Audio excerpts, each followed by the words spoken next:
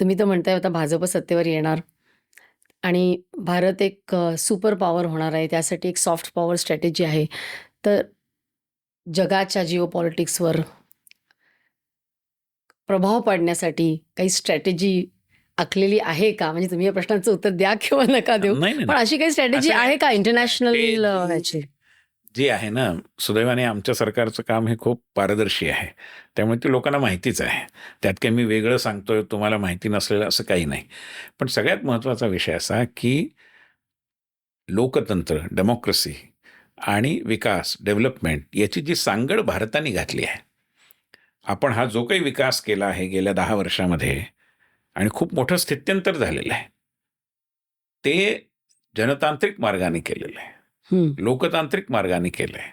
आज international solar alliance ही solar एनर्जीच्या विषयातली जागतिक संघटना भारताच्या पुढाकाराने स्थापन झाली, जिचं मुख्यालय गुरुग्राममध्ये आहे. भारताच्या इतिहासात स्वातंत्र्योत्तर काळात असं बहुधा पहिल्यांदाच घडलं असेल, की आपल्याकडे त्याचं मुख्यालय आहे. आज ब्राह्मोस सारखं क्षेपणास्त्र आपण फिलिपिन्ससारख्या देशाला निर्यात करतो.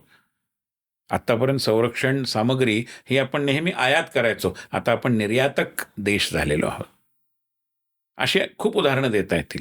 तर विकास आणि संस्कृती आणि लोकतंत्र याची जी सांगड हा एक त्रिकोणच आहे असं मी म्हणेन. आणि त्यातनं इतके अनेक विषय आपण पुढे घेऊन जातोय. सगळ्या दक्षिण गोलार्धातल्या राष्ट्रांशी मध्यंतरी पंतप्रधानांनी एक व्हिडिओ कॉन्फरन्स केली. हं. कारण दक्षिण गोलार्धातल्या राष्ट्रांमध्ये खूप समानता आहे. आपली संस्कृती प्राचीन आहे. तुम्ही दक्षिण अमेरिकेतली माया संस्कृती घ्या, आफ्रिकन संस्कृती घ्या, भारत आणि दक्षिण पूर्व आशियातली संस्कृती घ्या. आपण निसर्गाची पूजा करतो. आपण निसर्गाशी स्पर्धा करत नाही. हे पुन्हा दक्षिण गोलार्धात आहे, उत्तरेत नाही आहे. त्यामुळे हा जो युरोसेंट्रिक जे एक विचारव्यूह होता, त्याला छेद देण्याचं काम आपण केलेलं आहे आणि हे रणनीती म्हणजे स्ट्रॅटेजीच्या दृष्टीने देखील अतिशय महत्त्वाचं काम आपण केलं. आणि आज सगळ्या विकसनशील देशांना वाटतं, की भारत आमचं नेतृत्व करेल. आपण युक्रेन युद्धाच्या सगळ्या माहिती आहे आपल्याला हो. आणि मुलांना आपण कशा पद्धतीने बाहेर काढलं. आपल्या हजारो विद्यार्थ्यांची अडवणूक झाली होती. ते बिचारे कसे बाहेर पडणार प्रश्न होता. पण भारताची शिष्टाई सफल झाली. युक्रेन म्हणाला, ठीक आहे, आम्ही नाही तोपर्यंत बॉम्ब वर्षाव करत. रशियाने आपलं म्हणणं ऐकलं आणि भारतीय झेंडे लावलेल्या एकामागून एक बसेस सुखरूप आल्या. ते बघितल्यानंतर इतर देशातली लोकं म्हणाली, की तुमचा झेंडा देता का आम्हाला? कारण तुमचा झेंडा लावला की बॉम्ब होत नाही. ओह! हे केवढं मोठं यश आपण संपादन केलेलं आहे. केवळ सदिच्छेपोटी. आपली सदिच्छा आणि सदिच्छेच्या मागे असलेली आपली क्षमता, याचा हा जागतिक पातळीवर सन्मान झालेला आहे. आणि त्यामुळे हे गेल्या 10 वर्षातल्या अ, उपलब्धी, अचीव्हमेंट्सचं एक फार मोठं उदाहरण आहे. खूप छान. आता एक शेवटचा अ, विनंती तुम्हाला.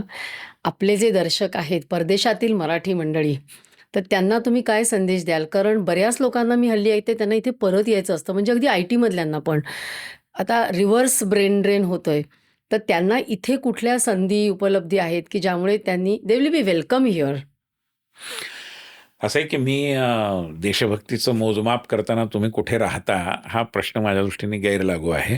तुम्ही तुमच्या म्हणजे जो देश तुम्ही निवडला आहे व्यवसायासाठी वा अन्य काही कामांसाठी, तिथे राहून सुद्धा तुम्ही भारतमातेचे पांग फेडू शकता. त्याबद्दल माझ्या मनात काही शंका नाही. अनेक गोष्टी ज्या तिथे राहून तुम्ही करू शकता.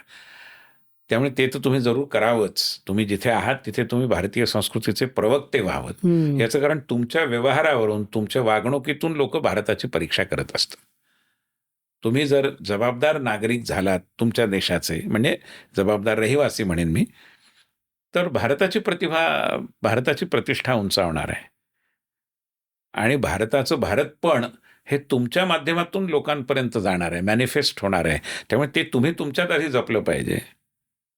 त्यामुळे भारतीयता ज्याच्यात आहे, ती तुमच्या पेहरावात आहे, तुमच्या खाद्यसंस्कृतीत आहे, तुमच्या संगीतामध्ये, हे ज्याच्यात आहे. तुमच्या मुलांच्या पाठ्यपुस्तकांमधूनही ती झलकली पाहिजे. तुम्ही त्यांना परीकथा सांगायच्या, तर त्या युरोपियन परीकथा कशाला सांगतात? आपल्याकडे परीकथा आहेत, आपल्याकडे बिरबलाच्या गोष्टी आहेत, तेनाली रामनच्या गोष्टी आहेत, पंचतंत्रातल्या कथा आहेत. याही सांगा. तर ती नाळ तुमची शाबूत राहील, पहिला मुद्दा.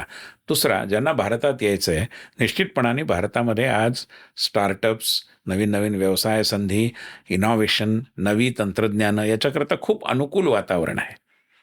आणि त्यामुळे तुम्ही इथे जरूर या. वेगवेगळ्या विभागांच्या, सरकारी विभाग जे आहेत, त्यांच्या अनेक योजना आहेत, ज्या तुमच्यासारख्या लोकांची वाट बघतायत.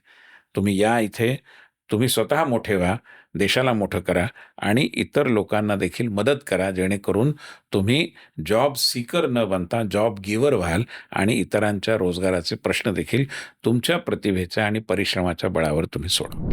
ही क्लिप शेवटपर्यंत बघितल्याबद्दल खूप खूप धन्यवाद.